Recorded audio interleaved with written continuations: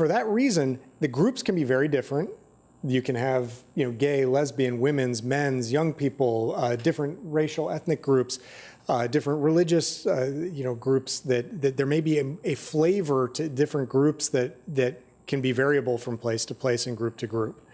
So it makes it very difficult. Sometimes when I'm referring patients to an AA group, I'll say, well, let's pull out the book, let's find out where the meetings are, and let's give it a try. They go they go and they come back and they say, I didn't like that.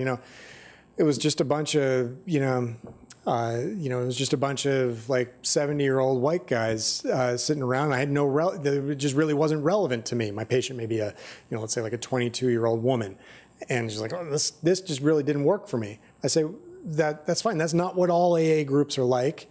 Let's try a different one. Let's see if we can find one that's more tailored to your what you feel comfortable around. But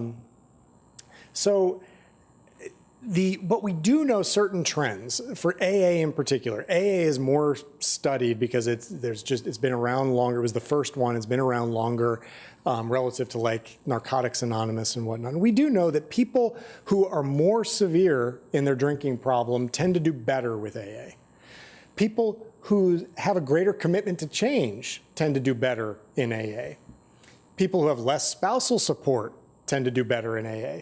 People whose social network is more supportive of their drinking tend to do better in AA. You can almost imagine that this sort of the AA as this fellowship, if their social network is all pro-drinking and you give them an alternative social network that's anti-drinking, they tend to do better.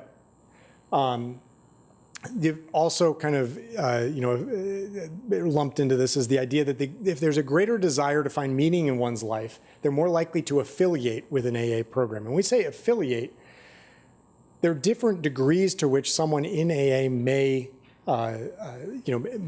engage in the AA. There are those people who go to an AA meeting and sit in the back and never say a word. Maybe go once or twice a year, that kind of thing. That's sort of we would say that's kind of a poor affiliation. Then there are the people who go every day, they speak, they make coffee, they do these different activities within AA, and those folks tend to do better. So if you can enhance affiliation, you tend to do better. And then, how to assess if it works. I mean, I put this up here, 30 million Elvis fans can't be wrong. I don't remember even if the phrase was 30 million. I just made up the number. But the idea being that there are a lot of people for whom AA is very effective. And you can't argue with results for a lot of people. Now, does that mean that AA is for everybody? No. That's why I introduced the idea that there are other treatment approaches. But when you're dealing with a disease that will kill people, I tend to think, let's try as much as we can in the hopes that we will settle out in that process with some treatment strategy, some combination of CBT, with a medication, with AA. If that's what it takes, then that's what it takes. Does someone you love suffer from drug addiction?